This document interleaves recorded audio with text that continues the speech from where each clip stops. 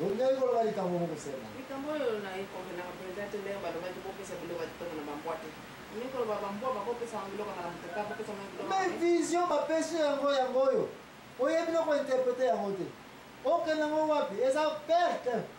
Yango wana oza komona même na mikolo ba to na kuta ke sondo boro parler en langue. Ni na ngo oza koloba. Soki muta ko interpréter ça na été. Bilo ko mbua. Bate bele wazo wela mikolo ya biza msuto lo baka parler en langue. Na langue yango lo baki ma yeke sende boro. Ma yeke sende boro yango likolo ba nini? Oza ko boma ana yo. Na sina kena na église musuba bazali ko sambela balobi to prier concernant sujet terre. Batu bazako yo ko prier kutu sujet kaka ma yeke bo likolo ba nini? Nous avons interprété et on a vision. Sans révélation, Ezali, zéro. Prophétie sans révélation, Ezali, zéro. Message en sans interprétation, Ezali, zéro. Biblia sans révélation, autant de Genèse, Apocalypse, zéro. Prophétie, dès qu'on a vision. Na banda tu se comprendre. Na comprendre en tout cas merci mille frère qu'on a gagné. Donc d'ailleurs dans la problème on va y battre le connaître. Surtout na comprendre na pourquoi ça m'a laissé surtout. Bon vision na na ko sa vision. Nous ça ko sa vision. Maintenant na ko interpréter vision. Nzambe faut ça là yo ko. Nzambe kaka. Comment tu vas sa vision? Poko so ezali wana. Ki lelo mutazate ko yeba ezali vision to vision te. Ini point ko ezali vision. Ya solo. Un jour ce qui m'a kamongé esalemi. E bon so ko kufino lelo tikana ko mona moto. Pesa kaka merci na Nzambe. Ye kaya mosako ezai. Amona iko ya mpole Yesu. Ezali vision. Amona ki yango. Amona ki yango. Asimba ki yango. Aluli ka ba ko mona yango. Tozali ko wela ngana mona ka vision. Ba vision ko mona o saba ko simba yango. Tozaka ko wela ngana prophète. Est-ce que solo comportement na yo e qualifié yo? Toza la prophète Nzambe to solo kana Nzambe. Oza sike message ko pesa mte pa Nzambe. Bongo soki o pesi message e mabe ki e conclusion so yango se mangaye. Ta mona mutu. Partout dans le monde. Oza la problème na vie na yo. On trouvait pasteur, on trouvait évangéliste, on a sa explication. Au coquille, vous n'avez pas besoin de moi. Ça, c'est la manière de nous. Mais si vous voyez qu'on trouve mon temps, vous voyez un prophète à Monaka. C'est un maïe. Prophète, bango, bat bazali ko tia bat na erreur ya ko sakante parce que un prophète a observé na moni Nzambe alobi na ngai. Boye. O comme aveugle aux asuna temps pour discuter que sinon que oh ye amona kanani Nzambe alobi na ngai. Ne bate bele basali ba erreur ya ma grave za ba église na biso, na société na biso, na vie na biso, les autres na bato ba comme nani prophète. Un évangéliste, un pasteur. Ce sont des conseillers seulement. Pasteur, on va trouver le mal à mon balai à Naï. Yo pasteur au monini. Pasteur, on va tourner au bout. Comment vous avez tambour à Naï? On a un demi bali, beaucoup de choses à fiancé dans la maison, on va balancer entre fiancé A et fiancé B. Ou après la besoin. Pasteur, on va sur le conseil que vous m'avez moni. Ça là, besoin. Au bout, il y a qu'un des autres décisions. Mais si on va trouver un bicoudi.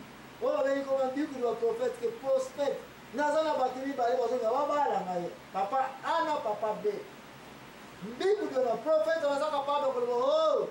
Nzamba lobi na o numéro A yete, zo numéro B. Ensuite B, au continent erreur. Parce que vous avez temps à débattre sur le local avec que papa na o ye Nzambe alobi na ye. Mais papa passer à lobaki na moni na tali na kanisi. Danger ezali na bato bakena kopilo bato balobaki yes neve songelo yes molimo alobi bato ngopese na ngopele kotala bango pese biblia ye même kotala yango te mais yes serious neve vovele tata wana ya yo te bato wana otuli bango ndenge noyebeli yango Nzambe buta alobi na ngai est-ce que toyokani ke danger ezali na makambo etali prophétie Très, très est-ce que toyoka ni danger za ina wakometali bandoto bien. bandoto tokolobela yango te osili koyeba te bandoto biso ezalaka nango ya lokuta makanisi ya bato prophétie mpe ezala ya nzambe soki eza ya nzambe te ya satana kobikula bainterprétation danger ezali wana oza na likambo ya suka confusion ya suka yo mama nio eza nango pesa yango na bandetenso ezali kaka basala bandeko bosi boyoki nyonso donc bozwa kaka mayele onga moko mpe nayebaki oyo nyonso te oyo nyonso nazwi awa nayekoli mingi donc merci mingi ndeko na ngai ozala baquestion benga biso olingi koyoka référence biblique conclusion na biso yango oyo na baoyo bolingi koyeba ke signifie baprophétie bandoto balii nyonso tu makambo nyonso tolobi awa euti na biso moko te kasi euti na biblia ndeko na ngai zwa biki na pape na peso baverset biblique ebele mingi mpenza tene oyo koedi koyeba vérité si baprophétie na bafaux prophète na bavrai prophète Daniel tanga premier chapitre na deuxième chapitre na troisième chapitre kende mpe na 1 Samuel chapitre 10 verset 6 kende sukotanga Joël 2 28 kende sukotanga mokanda ya Ezekiel 13 2 et puis le reste nde tokosiango na tableau mpo moko na obona ngo na milili yo tokolakisa bino nyonso comment baverset biblique oyo koede yo koyeba vrai prophète na faux prophète vraie église oyo eza kobikolaka na église ezali na lokuta mais en général église moko mpe ezalaka te na monde na ta ya bible ezalaka ke église wana eyebaniki basalaka nini babikolaka etikali koexiste te kaka mikolo oza komona baéglise komi église oyo ya baprophétie nakala bible nyonso komona bible te eza kolobela place église oyo eprofétisaka église oyo emonaka ça n'a jamais existé et puis ntango okokende wana yebisa ye ayebisa yo na lukombo na yo ezali nani oyo nde moto ayebani moto mayeli yes teste ye nanu yebisanga na kombo nanga nani yebisanga mpe makambo nga na yeli merci baprofete bazalaka na baéglise na église ya baprophétie eza te profete azali mutu me mutu yango ifa azala mpe na poids ekoka profete mpe akoki kozala profete na ntango moko kaka na vi na ye nyonso mpe aza na lisusu profete te koprofetize mpe eza nango don spécial te sinoki na mokanda ya Joël epesamelaki nguya na mutu nyonso mikolo ya suka akoki kozwa mpe baprophétie mais kozwa prophétie eza koexplike te ke okomi prophète kokoma prophète miracle efo ezala baqualification ya conduite spirituelle efo ezala iko moko ya koleka papa paster donc un prophète aza likolo ya paster kotambola ya paster akoki kosala baerreur akoki komwena masumu akosenga molimisa epa nzambe akolimisa baya paster facilement mais un prophète sena atiango na mutu soki oyo quelque part prophète akusumukaki na masumu prophète wana nzela alola nayebi nanga te soki etikali ya ye